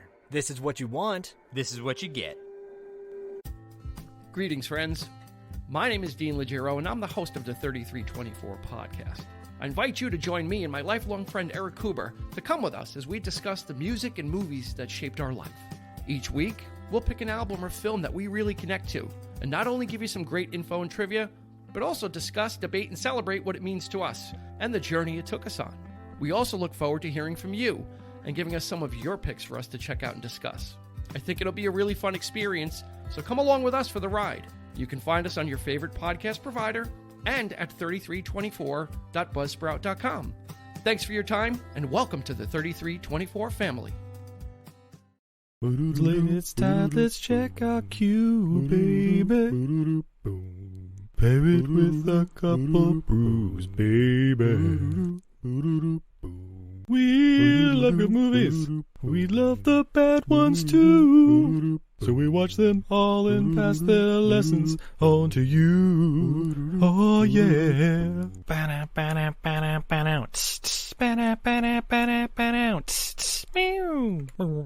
Everything I learned from movies helps to make life a little bit groovy. With a one-liner plot holes and gratuitous movies. It's time to get busy with your friend Steve and Izzy. At eilfm.podbean.com.